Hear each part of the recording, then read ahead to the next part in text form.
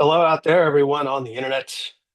Thank you for joining us today for this HXA webinar on improving viewpoint diversity in higher ed, where we will be discussing possibility that some sort of system of checks and balances in our universities and colleges might be the answer, or at least part of the answer.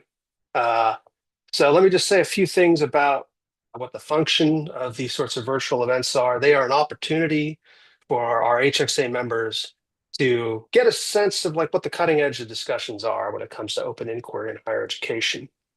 And because this is an HXA event, we really do try to do things the HXA way. And so let me just remind those of you who maybe have forgotten, or those of you who aren't familiar with the HXA, just what that is, right? We try to adhere to these 5 pillars of behavior. So make your case with evidence, be intellectually charitable, be intellectually humble, be constructive, and be yourself. Share your genuine and sincere thoughts. We want to encourage you to please follow the HXA way in the chat, in the questions that you pose, so that this could be a really productive and constructive experience for all of us involved. A matter of procedure, right? So, of course, in Zoom, you've got your chat box, but you also have for webinars this separate Q&A box or Q&A function. So as you have questions come to you that you want to ask participants, not participants, but presenters in the webinar, just go ahead and drop those in the Q&A box, not in the chat box, but in the Q&A box. And if there are certain questions that you see other people asking that really tickle your fancy, then go ahead and upvote those. And as we go through the webinar, as questions roll in and as they're germane to the discussion, we'll pose them to our presenters, to our panelists. So before we get started, a few other things. I want to encourage you to subscribe to our weekly emails, especially our newsletter. So you got a QR code there on the screen. You want to whip a phone out and take a quick picture of it. Also, go ahead and subscribe to our special Substack, Free the Inquiry, where you can find cutting edge news and opinions from HXA staff on what's happening with respect to open inquiry in higher education. And then finally, if you are not a member of HXA, you should fix that. You should become a member. We could really use your membership. We're really eager to grow our membership and to get more people on board who can help us elevate the university from within. If you're not a member, it's free, doesn't cost anything. And finally, I mean, this is just going to be so much fun. From June 23rd to the 25th in New York City, right in the shadow of the Brooklyn Bridge, we will be having our annual HXA conference. If you haven't registered, registration is open. Go ahead and snap a picture of that QR code, sign up, come hang out with a whole bunch of passionate people who really want to advance the cause of open inquiry in higher education. And it's going to be a blast. I mean, summertime in New York City, it's just so much fun. So with that, we're going to go ahead. I'm going to introduce our distinguished panelists. First, I'd like to introduce Professor Jacob Mackey, who is Associate Professor of Classics at Occidental College in Los Angeles, where he, among other things, does research on ancient Roman religion. He's also done some really interesting work in cultural evolutionary psychology. Our second panelist is Dr. Michael Jindra, who's a visiting researcher at Boston University. He's an anthropologist by training and has done a lot of work on anthropology of religion, but has also done some work on inequality. And then our third panelist is Professor Lawrence Eppard, who is an associate professor of sociology at Shippensburg University in the Cumberland Valley in central Pennsylvania, who has also done some work on inequality. And he is the director of, remind me of the center you're the director of. The Connors Institute here at Shippensburg University. Excellent. So with that, gentlemen, I just want to first ask you, we're the sort of the occasion for this webinar is the publication of an op-ed that the three of you, along with Fabio Rojas, sociologist at Indiana University, published in the Chronicle of Higher Education recently about how checks and balances in university governance structures might help increase viewpoint diversity among faculty. So I'd love to have you kind of outline your general art. Well, what's the problem you're addressing, and how do you think, and what's the solution you outline in the op-ed?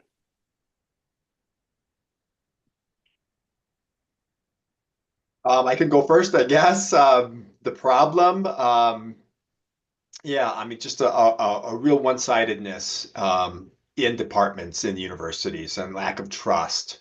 And that's been well covered by a lot of articles, a lot of people, political groupthink. There's just not been enough viewpoint diversity in a lot of universities and in specific departments. And so we're trying to figure out a way to do that within university structures instead of having, and in some ways we've been a little bit superseded by events. We started writing this article last November before the Trump administration even began. It's after the election, though, I think. But now, of course, we see a lot of this coming from outside of universities. What we've tried to do is set up a model where universities can kind of self-correct within their structure. So the checks and balances involve trustees, faculty, administrators, accrediting agencies, and then outside review boards and that may come in. So 4 or 5 different organizations that would then kind of have this as a goal of viewpoint diversity to avoid some of the problems that we see in academia with ideological imbalance. Jacob, Lawrence, either of you can add more to that? I can go. There's a couple of problems with the current imbalance, the ideological imbalance we have in institutions of higher ed. One of them is that it distorts the production of knowledge. It distorts research when everyone is on the same page ideologically, and they have no one really to push back on them, either in the institution or in gatekeeping rules such as peer review. And so that's a problem for the production of knowledge. And there's another problem with ideological imbalance in higher ed, and that is a problem of, you might say, like legitimacy. So the public is not stupid. The public can see what's going on in colleges and universities, and they can see, broad swaths of the public can see that their perspectives, their priorities are not being represented in these institutions. And so it's no surprise when the public sees that their interests, perspectives, priorities are not represented. It's no surprise if they then vote for candidates for office who promise to pull funding, promise to make reforms. And so we hoped in our article to inspire a process of internal reform within these institutions that could mitigate some of that externally imposed reform. Yeah, I mean, I can't speak for Mike, but I can speak for Jake and myself that we've noticed this problem for years. And it can seem like we are being opportunists and trying to take advantage of the current political moment. But when I first began teaching, I graduated in 2013 as a sociologist. And when you're first teaching, you want to kind of teach the things you learned in grad school. And so I was putting together lectures for a variety of sociology courses. And as I would put together these lectures and try to update a lot of the data and information that I had been taught in grad school, I kept noticing a misalignment, that some of the things that have been claimed in some of these books about a variety of topics, scholars had taken some liberties. They had twisted the facts a bit. They had massaged the data. And at first, it just seemed like a few rogue outliers. And then I started noticing it more and more. And then other people started noticing it. And the field of psychology had a replication crisis. And the problem became too big to ignore. I was seeing it everywhere. And this has been, since 2013 that I've been noticing this problem. And Jake and I started looking around, well, why is this a problem? Why are we having such distortions in the classroom and in our scholarship and then in the public discourse, because the media picks this up and they run with it.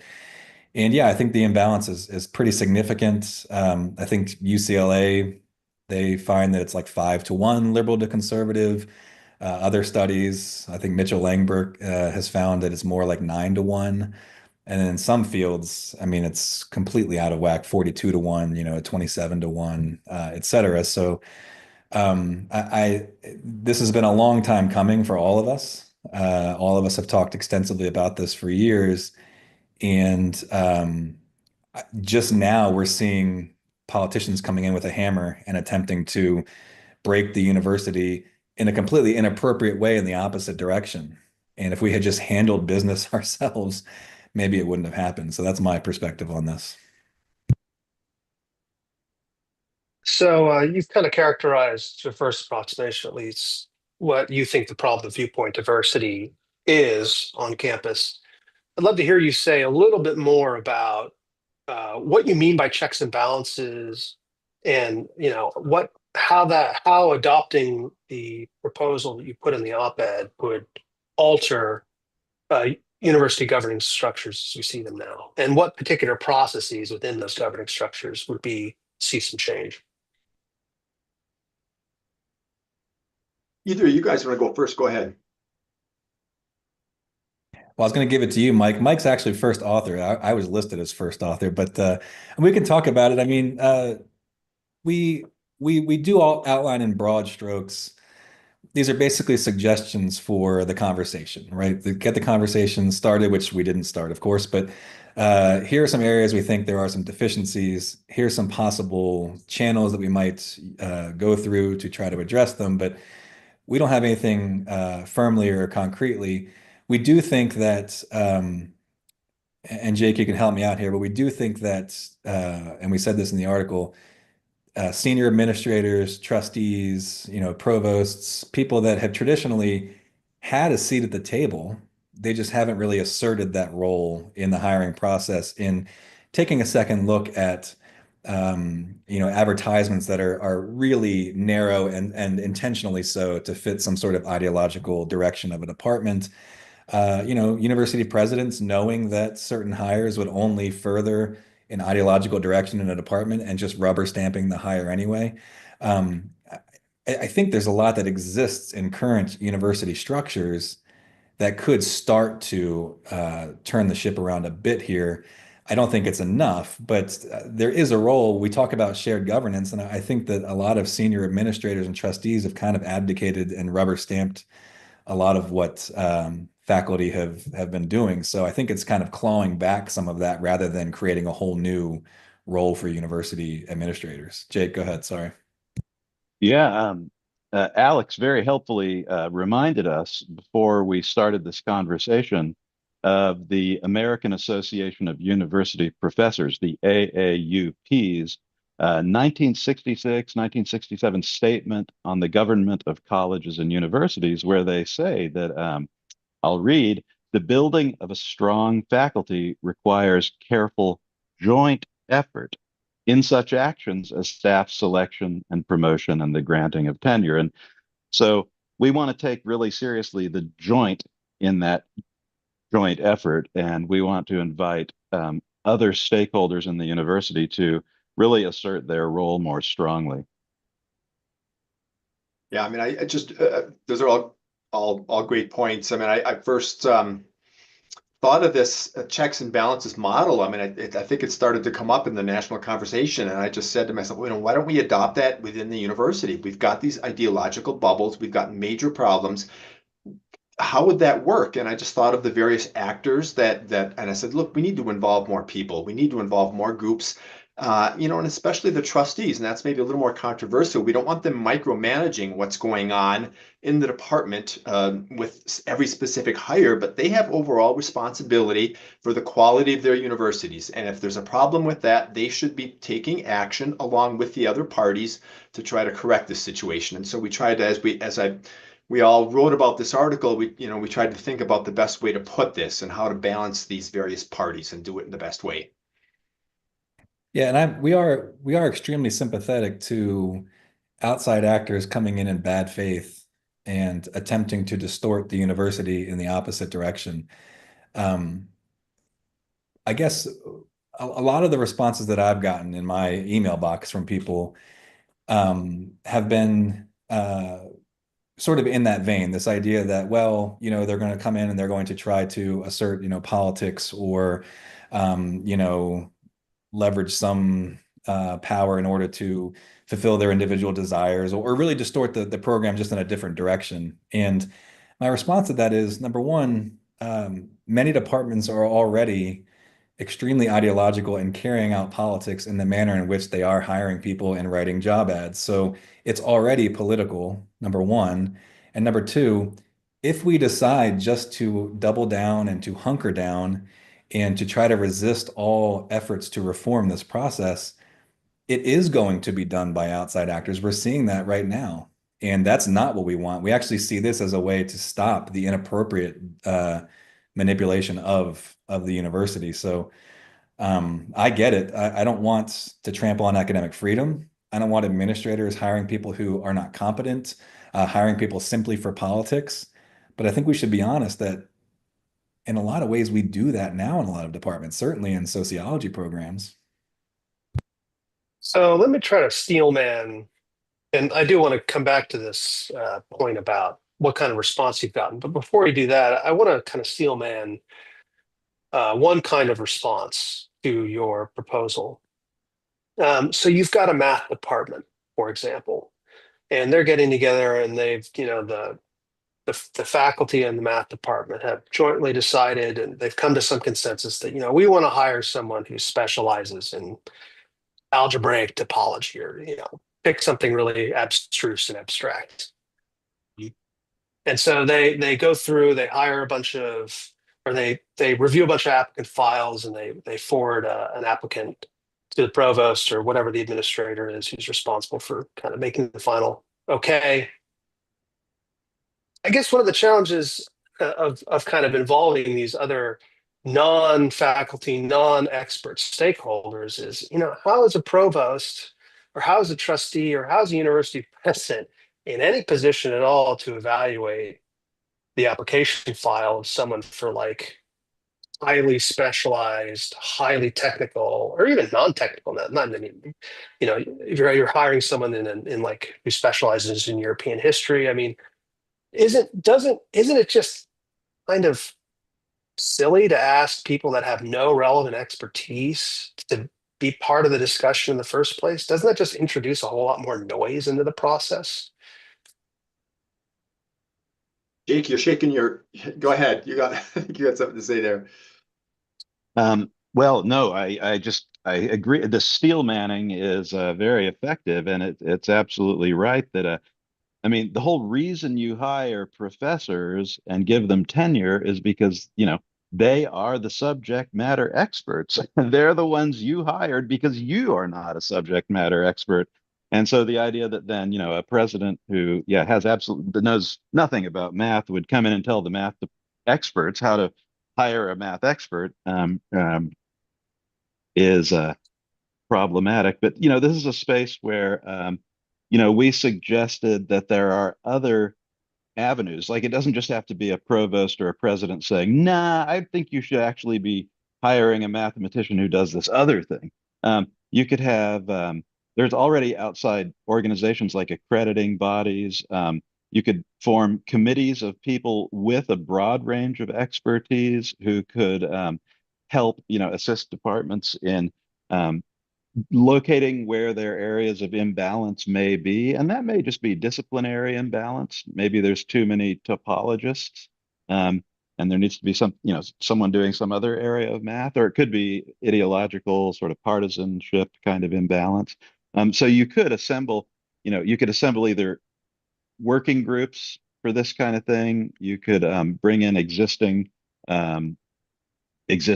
committees and organizations. There's more than one way to skin that cat, I mean, I think this is really more relevant for social sciences and humanities departments, because that's where the problem has been. And so I wouldn't see any kind of overarching interventions or anything in all the departments. I think you first of all have to figure out where you're having these problems. And it's not even going to be in every department, in every social science or in every humanities departments. I think in some departments, in some universities, it's worse than in others. And so I think there's a process there where you just evaluate, okay, do we have a problem or not? And then what do we do about it?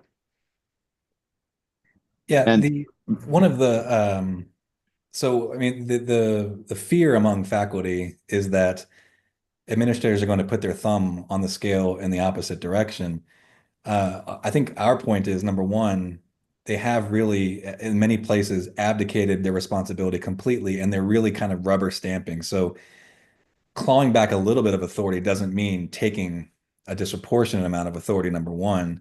And number two, at least as it stands right now, and maybe this will change in the future, and it could certainly be different regionally and at different types of institutions, but as far as we know, surveys suggest administrators are not different from the faculty in their viewpoints. I mean, if anything, administrators are more imbalanced. So this idea that clawing back a little bit of authority in places where they've completely abdicated it is going to completely reverse the directions of departments. I don't think that's a reality on the ground right now, writ large. Now, again, it could be different regionally, it could be different in certain types of institutions. So let's actually, I want to press on this point you just made, Lawrence, because it's germane to some of the questions we've gotten here in the chat. So we have one person's talking about the administration at her alma mater, or this person's alma mater, being from top to bottom a monolith, and trying to get this particular institution to reform is like screaming into the void. So the administration, the potential checking authority and balancing authority doesn't really seem to be at all properly disposed to check or balance ideological homogeneity among the faculty. So I guess the blunt way to put this question is, doesn't your proposal for reform require the world to be other than it in fact is? It actually requires there to be more viewpoint diversity among the potentially checking and balancing authorities that you've invoked in your op-ed. I have a thought. Oh, go ahead. Yeah.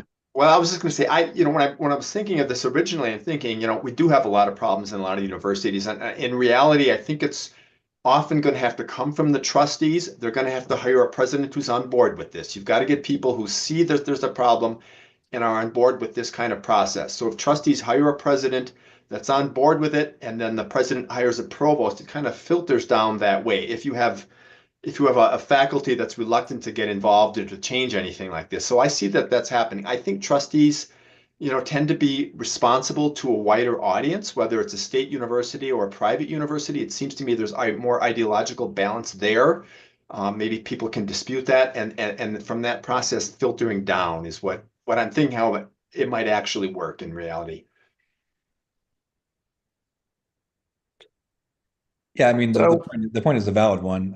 We've proposed a bunch of checks and balances, but if every single layer of this system has the same exact viewpoints and same ideological blind spots, then it's going to be a mistake that's passed on to each layer and not be corrected. So I do see that we have some other ideas which we can talk about in a moment. But Jake, you had a point you wanted to make. Well, yeah, it's the way we came to this pass, I think, was there was a lot of sort of a sort of almost mindless, unconscious process of sort of people hiring people whose work they liked, and it just so happened that the work they liked happened to have a particular ideological bent.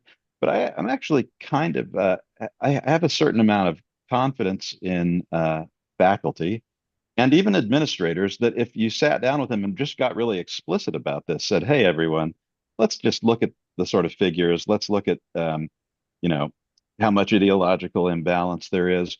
And couldn't we all agree that a certain amount of diversity of viewpoint would be good for all of us? I actually think you could get a lot of people if you became really explicit about this. I think you could get a lot of people on the same page with you.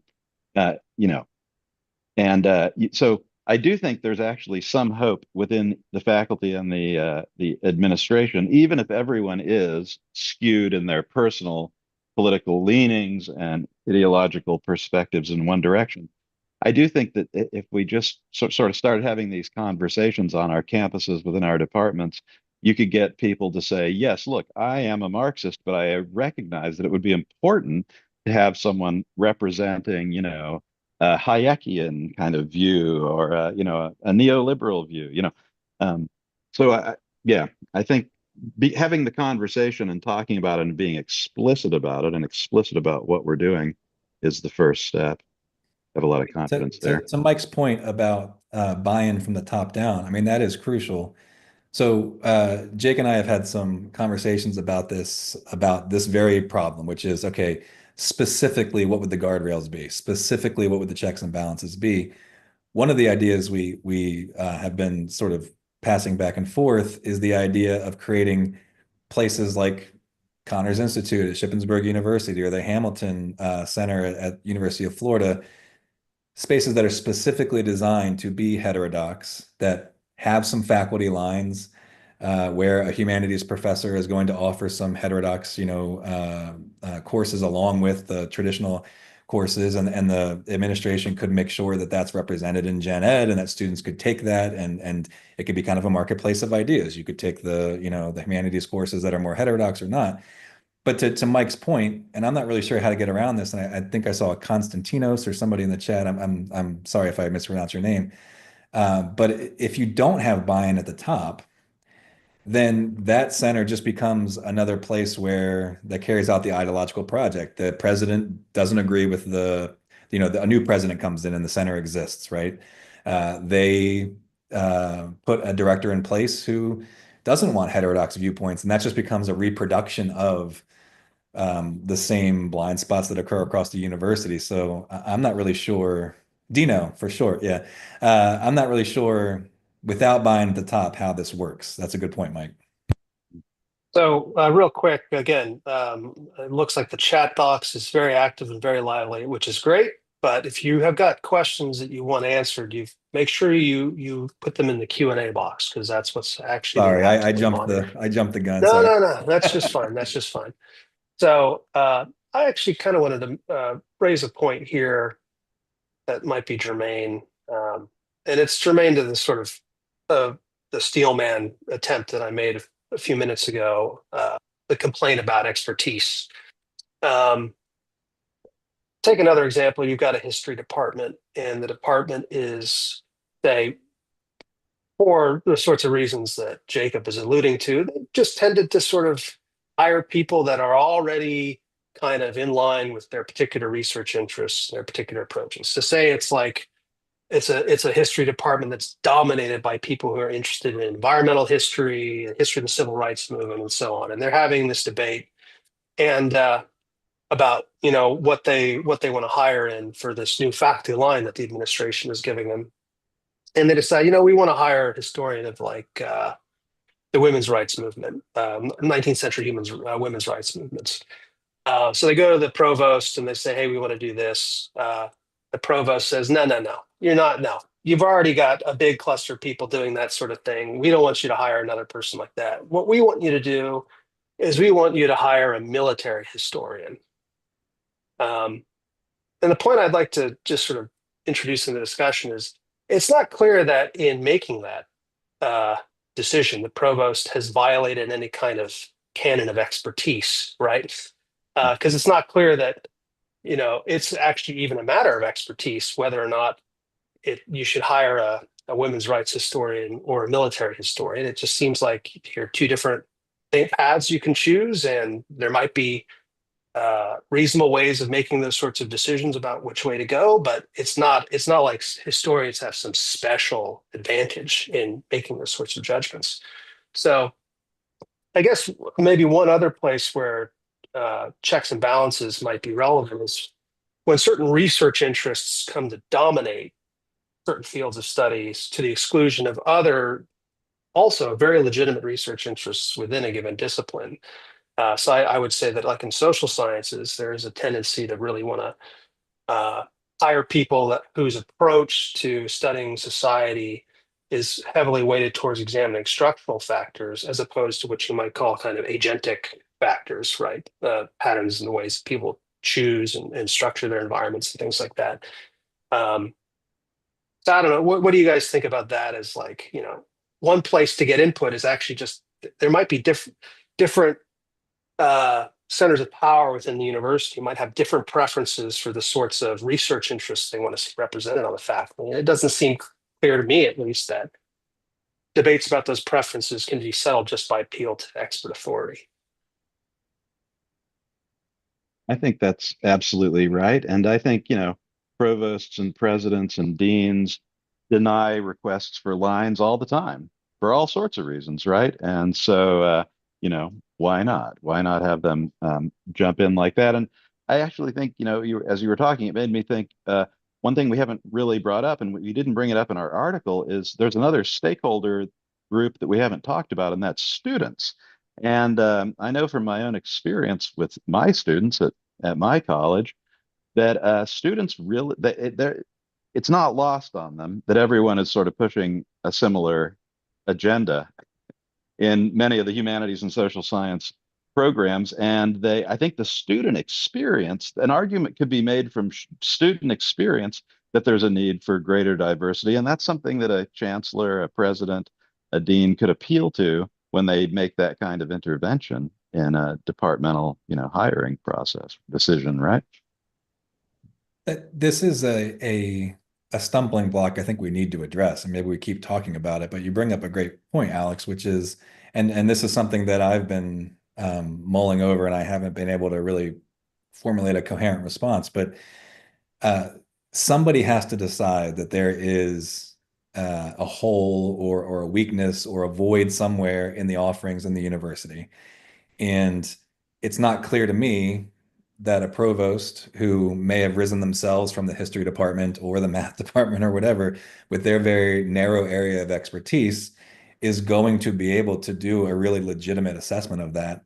I don't know how to solve this problem. I think if it's very obvious that we've hired 10 critical race theorists, or we've hired this many in this direction, if it's very obvious to people who have a very rudimentary grasp of a field, then it should be pretty easy for them to get involved and say, hey, you really should massage this advertisement to make it less narrow and make room for more a wider variety of candidates. But on some of these questions, I mean, how expert are they in evolutionary psychology or any number of fields to make this kind of an assessment? I don't know how to answer that question. I think it's a legitimate stumbling block that we didn't address in the short period, in the short space we had in that op-ed, but that would need to be addressed in order for this to work. Can I add Yeah, go on ahead. here? Yeah. Well, so one thing, Lawrence and I actually were talking a while ago about this very issue, and one thing we came up with is, because of the sort of knowledge, the knowledge deficiencies of the various actors in this in these institutions, what if there was an organization like Heterodox Academy, maybe, that had a kind of consulting arm, and that when, say, a provost or a president, or maybe a board of trustees, or maybe a department, the chair of the department could reach out and say, hey, can you help us figure out how to increase viewpoint diversity at our institution for the sake of the student experience, for the sake of diversifying the research portfolio, for this, for the sake of broadening our teaching. What if there was some kind of organization that could draw upon the collective wisdom of its members and create some kind of consulting organization to help out in precisely these circumstances? Just add quickly too. I think there's a distinction between disciplinary specializations. Departments can focus to choose and to be good in certain areas like military history or women's studies or whatever. And I would say a theoretical approach is where you get the key ideological differences. As you mentioned, Alex, structural approaches versus more agent or more cultural oriented approaches. I mean, that's a real interesting indicator. And I think there's enough commonalities in theoretical approach across certainly the social sciences and going into the humanities, that a lot of people are familiar with the ideological range of, say, Marxian approaches versus free market neoliberal approaches or whatever. And so you get a committee. I see this kind of working on a committee level. You get enough heads together and people can kind of sort through some of these issues, but it's not always going to be easy necessarily. So I want to, there are a couple of people who've asked questions pertaining to, I mean, they really are questions about that involve the current political situation. In your op-ed, there was a line in there about some kind of reform along the lines of inducing greater checks and balances in university governance. might be necessary, just given the extreme political pressure that institutions of higher education are under. And we have some questioners who actually wonder, like, well, so what? Who cares? Maybe actually, and maybe for reasons that have already sort of come up on this during this discussion, the administrators are all, let's just grant for the sake of argument that the administrators are all more or less aligned in terms of viewpoint. The faculty are all aligned in terms of viewpoint. It ain't going to happen because they're all aligned in terms of viewpoint. You need the external pressure. But nonetheless, the three of you seem very cagey about that. I'd love to hear you guys talk a little bit more about why you're so cagey. By external pressure, you mean totally outside the university, not legislators and government officials? Is that? Well, yeah, I mean, I think, well, so one question here says, I'm thinking of state legislatures such as North Carolina, so this is one kind of, I guess, external pressure, creating new centers that are more ideologically balanced and then this is where they're applying pressure. They're moving funds or they're allocating funds for the running of these new sort of, so North Carolina, there's the School of Civic Life or something, I think, is this new essentially academic department that's been stood up. And that's a way of kind of applying pressure to North Carolina, to the University of North Carolina to like increase viewpoint diversity. That'd be one kind of pressure. I mean, we are seeing other kinds of pressure too, like the federal government withholding research funds or making research funds contingent upon universities doing certain sorts of things. So Columbia, the Trump administration seems to have mandated that Columbia has to restructure its Middle Eastern Studies department as a condition of unlocking federal funds again. So, I mean, that's a whole range of kinds of external pressure. But I'd like one reason why I really am worried about that is it can totally reverse the other way, right? I mean, there could be a new administration in 4 years. We could have and there's a good possibility the pendulum swings politically. We're going to see a swing back probably.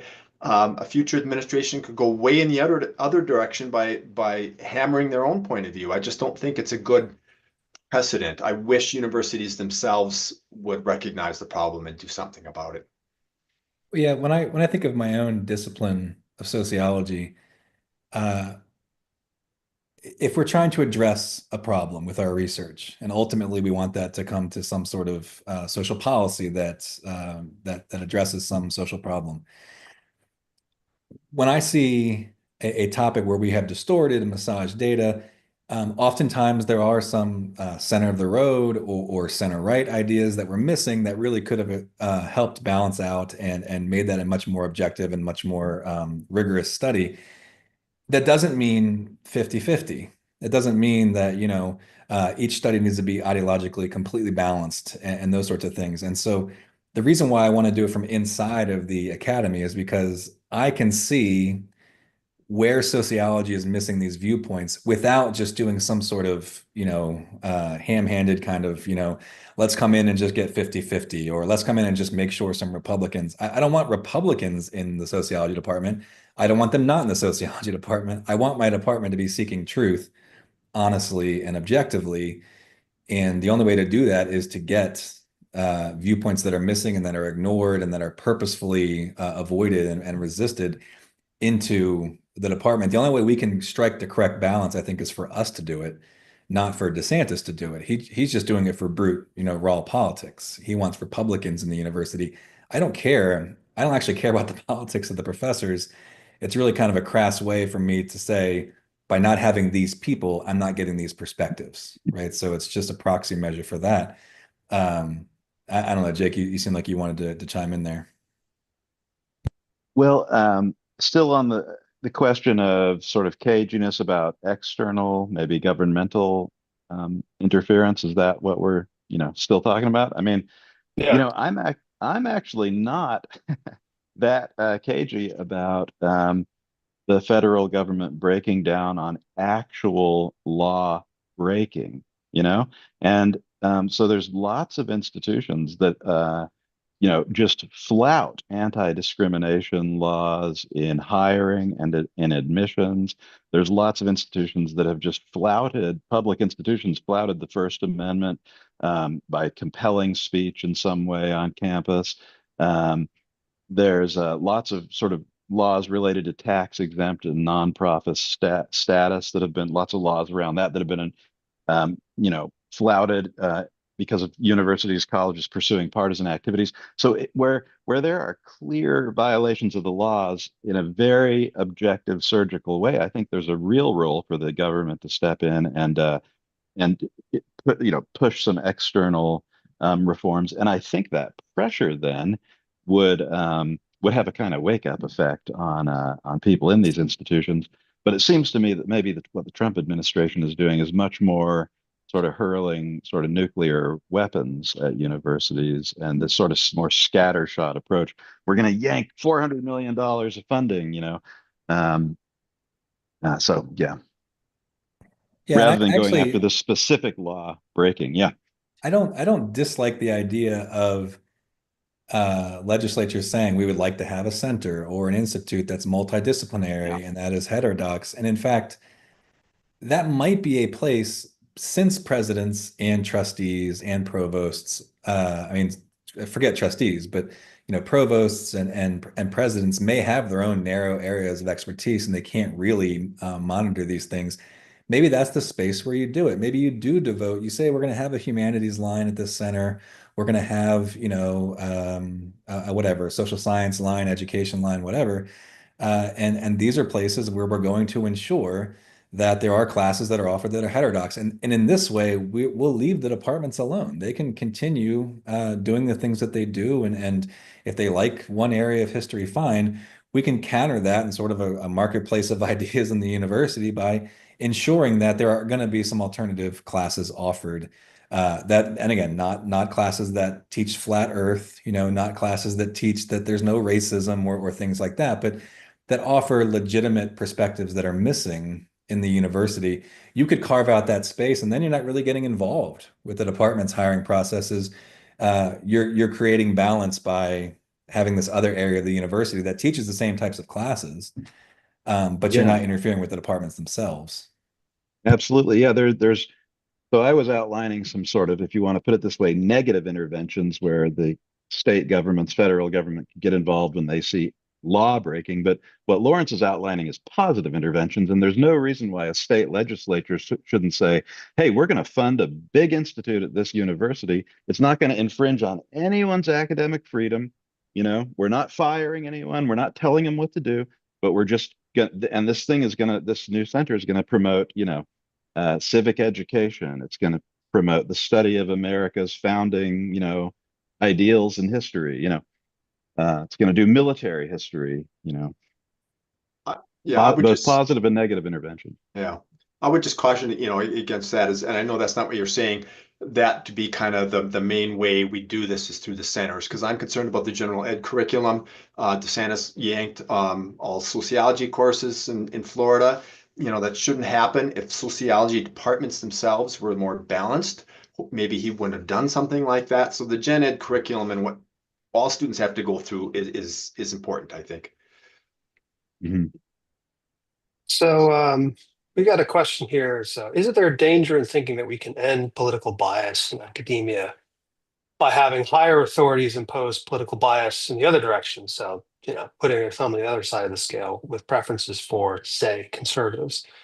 Doesn't that undermine the whole goal of hiring based on merit rather than politics?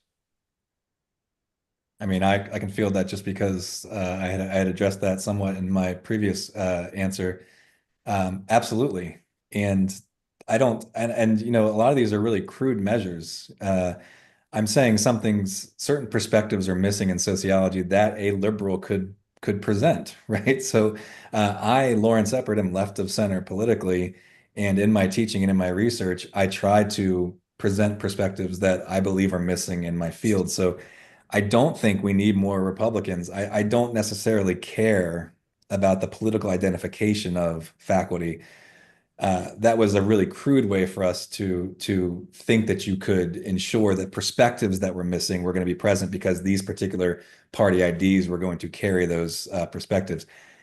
Absolutely, I don't want this to be a numbers game about politics. And to be honest, if the universities were 5-1 liberal to conservative, but sociology had such high standards of entry into the field, and we were so strong methodologically that we didn't let our politics interfere with our research. The 5-to-1, well, in sociology, it's more like 27-to-1 or something like that, but that wouldn't be a problem because it's the perspectives that I care about, not necessarily the party ID. So there's lots of ways to fix this. I could fix sociology and then I wouldn't be concerned with what we're doing within our departments because sociology would have really high standards, would be using advanced quantitative methods. And yeah, so I completely agree. This is that I don't want some sort of crude of just accounting of political idea of professors. That's a really terrible way to do this. And I don't have great answers for how to do it, but things like a center or provosts and trustees and presidents taking more of a role. Maybe committees. My problem with the committee is at places like where I work at Shippensburg at a regional university, we wait until the elite institutions hire in the fall. We advertise in early spring. We hire at the end of April. And there's no time for big committees to have some inefficient, slow bureaucratic process to slow it all down. We'd never get a candidate to come to campus. So I'm not sure how to do this, I guess is what I'm saying. But I agree with a lot of the critiques that have been brought today. So let's actually try to get a little bit more concrete about what you mean by checks and balances. So like we've invoked the existence of other kind of centers of power within the university. So you've got presidents, provosts, trustees are interesting because are they within the university? I mean, certainly they're the governing body of the university, but they also are kind of, they're businessmen, they're political appointees in some cases, right?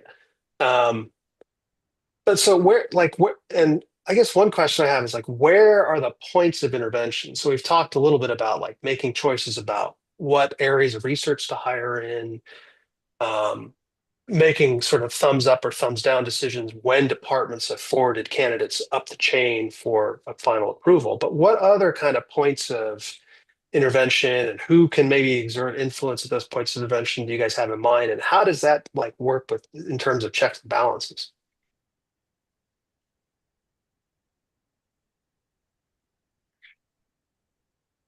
I could take one stab at this. I think so. We identified administrators, trustees, faculty. One thing that a school could do, they have to get involved sort of way ahead of any kind of hiring decision.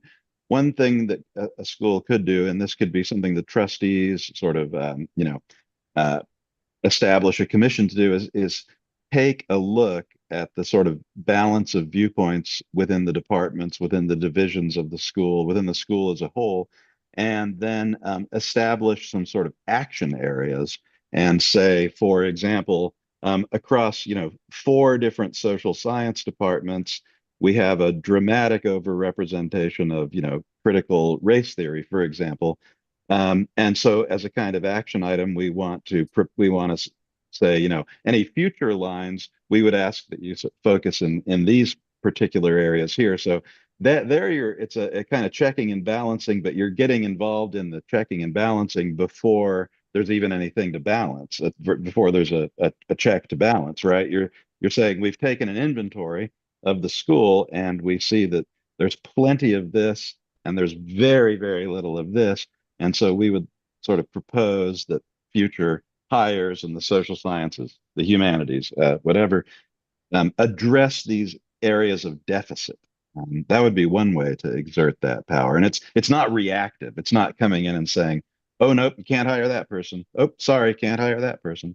Yeah, it's setting an agenda for the school. So kind of like audit. Well, audit's a scary word, especially with tax day right around the corner. But it's sort of like yeah, I mean, let's take a look at the school. Where are the holes? Yeah. It can be a kind of collaborative endeavor with faculty and administrators and maybe even some trustees, sort of saying like, where can we broaden, say, the research interests represented on our faculty, and that might have some positive effect with respect to broadening viewpoints. Are there any other kind of like And let me proactive say, solutions, maybe? and let me just say that's an extension of things that are already being done. Like, for instance, at my school, there's a committee faculty have to serve on it, and they do review course proposals that are coming in, and they will catch, like, if everyone in a given year, if across 5 departments, everyone's trying to offer a course on Franz Fanon and decolonization, they will catch that and they'll say, wait, we can't have a whole course catalog for the academic year 2024 to 25 that is like a quarter Franz Fanon, So this kind of internal sort of monitoring, auditing is already being done, and it could be, expanded and implemented in other ways, I think. Yeah, so just one example too, if you've identified there's an issue or there's a problem, say criminology is an example, and all the faculty generally have a structural approach, which is quite common and very popular, but they should say, let's hire a cultural criminologist. It's a different kind of branch of criminology, right? Which is less focused on just structures. That's poverty that's causing crime. It looks much more at culture and agency and subculture and things like that. Say, look, we need to add someone as a balance to the structural approach. So that's the kind of thing. It would, once you've identified a problem, then yes, there should be a hiring committee, the department chairs, whoever would be involved in that, and seeing that, look, we need more balance here.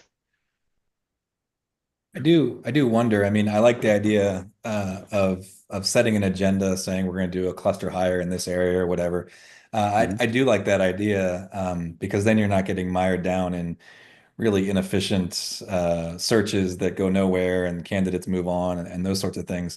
I do wonder though, because Boston University, Occidental College, we work in very different institutions. At Shippensburg, we're at the end of the pipeline. So you guys pull your sociologist that you want.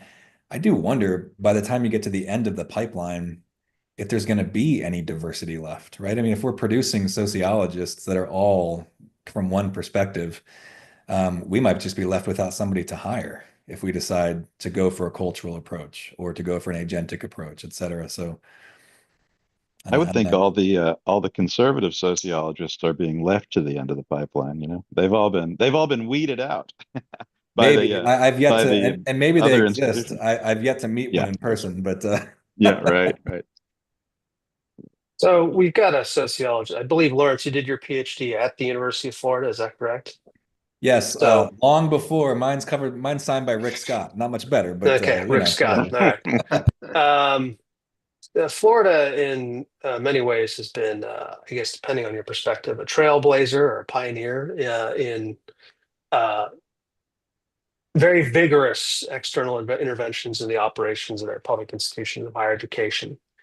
And I'm curious. So it actually seems that so from one perspective, it seems, or one might argue, that the situation at various public institutions in Florida has improved over recent years, and that B, that is because of the vigorous intervention of the governing authorities in Florida to alter the balance and actually put into place people who will check and balance the opinions of faculty at the Florida institutions of public education. So, I mean, so I distinguish two claims here: A, that it's gotten better, and that B, this is because of government intervention. I'd love to hear, what are your reactions to that sort of argument?